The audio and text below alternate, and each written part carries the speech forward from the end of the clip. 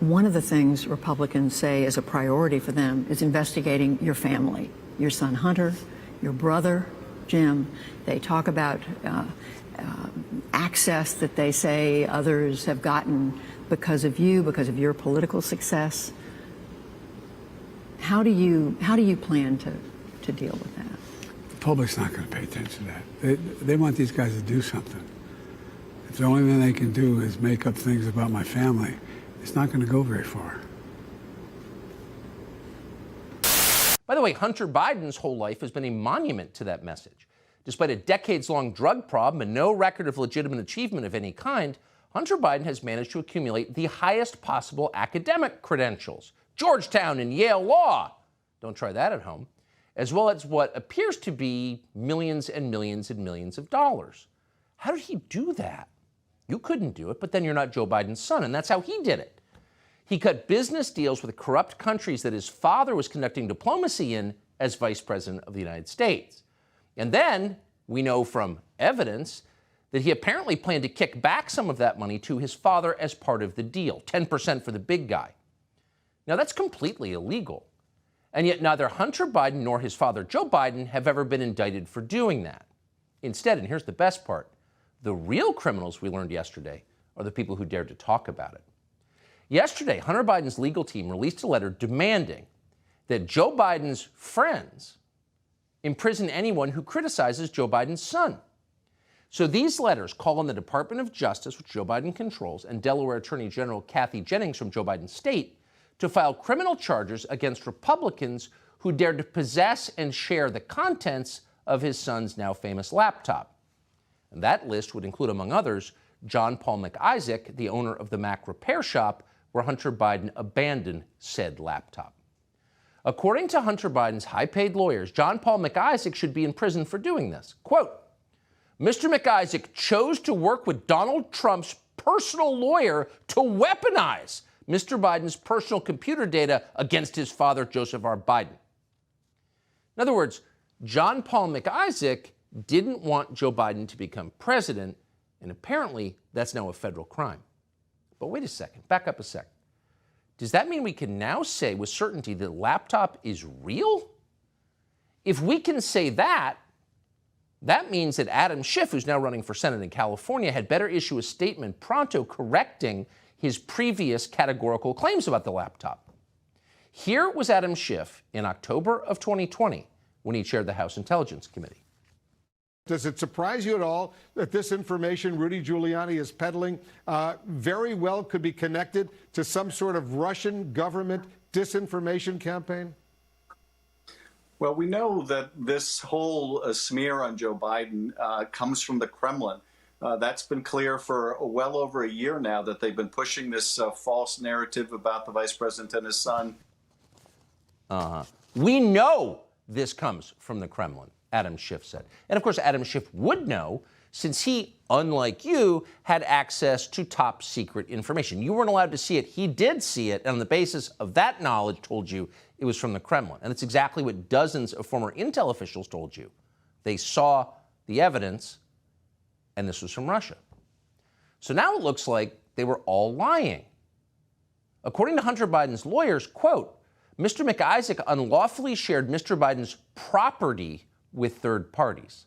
His property, he owned it, it was his.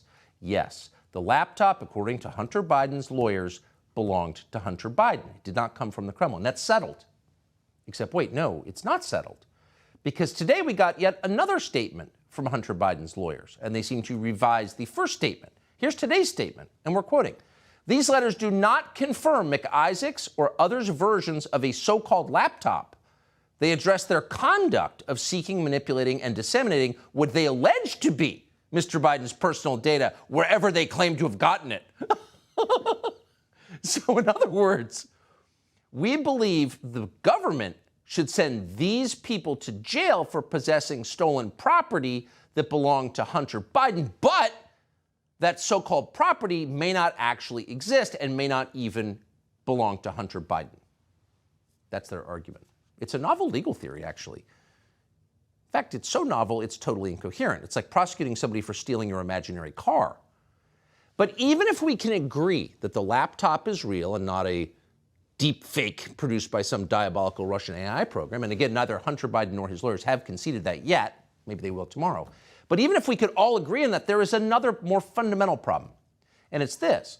Hunter Biden signed an agreement acknowledging that if he left his device at John Paul McIsaac's repair shop in Delaware for more than 90 days, if he didn't pick it up, he would forfeit ownership of it. He wrote that. No one disputes that he did. And then Hunter Biden violated the contract that he signed. And he violated it because he was a crackhead who was having an affair with his sister-in-law, at least 3 of his employees, and countless strippers and hookers, while at the same time trying to execute on illicit business deals with the Chinese. So he just didn't have time to return for his laptops. That makes sense. He was very busy.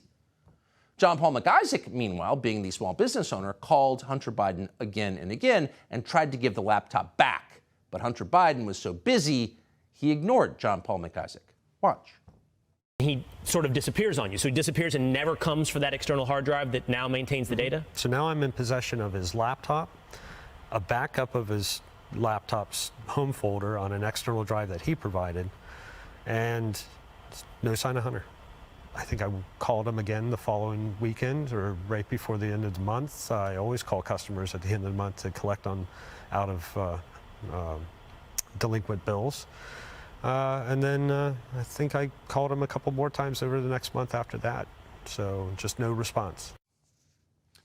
Kept calling him. He was smoking too much crack with too many hookers. He didn't call me back. That was John Paul McIsaac's explanation. So it's kind of hard to blame John Paul McIsaac for this. He tried his best to return the laptop. And yet they are blaming him. In fact, Hunter Biden is demanding the Delaware Attorney General, Kathy Jennings, put that guy, John Paul McIsaac, in jail for what he did. On what grounds? Hunter Biden is the president's son. If he smokes too much crack to follow the terms of the contract he signed, that's not his problem. It's yours. Now, in a normal country, a normal prosecutor would laugh at an argument like that. But Hunter Biden is betting that Delaware Attorney General Kathy Jennings will take that argument very seriously, and he has reason to believe that she will. Because Kathy Jennings is not just the Attorney General, she is a longtime party hack ideologue who can be counted on to faithfully do the bidding of Democratic leaders and donors. And even better than that, Kathy Jennings is a longtime friend of the Biden family. In fact, she once worked for Hunter Biden's brother, Beau Biden, and she worships his father, Joe. We're not guessing. Here's a Facebook post from the now Attorney General of Delaware, Kathy Jennings, dated April 25th, 2019. We're quoting, "I've known Joe, Jill, and the Biden family for most of my life. Joe is one of the kindest and most genuine people I've ever known. Democrats are blessed with many excellent candidates this year, and I am proud of those choices and what they say about our party. I'm choosing Joe because nobody understands more what it means to heal, and right now, that's what America needs." Well, right now, the Biden family needs something very different, and Kathy Jennings may be willing to provide it.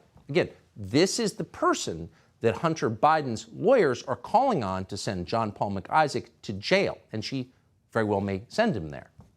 Doesn't seem like a fair fight, really. So here you have John Paul McIsaac, a small business owner who lives in a small, corrupt state controlled by the Biden family. He's the peasant in this scenario. And then you have Hunter Biden is the princeling. So with no obvious means of support, Hunter Biden has been living in a $20,000 a month spread in Malibu and can someone tell us how, afford a team of the most expensive attorneys in the United States of America. How is he doing that? We don't know. We can say one of these guys has a strong advantage in this battle, and it's not the little guy. I've said this before, and I'll say it again. House Republicans promised that fighting inflation during the midterms was going to be their number one priority. That's what they said was important to them, and that's what they said that they wanted to do. But instead, what they're doing is wanting to do an investigation on the president and his family. That is their focus. They don't want to focus on the American people and their family. They want to focus on political division. They want to focus on something that the American people do not want to see, as we saw from the midterm elections. Described by many intelligence experts as having hallmarks, all the hallmarks of a Russian disinformation campaign. This is a classic example of the right-wing media machine.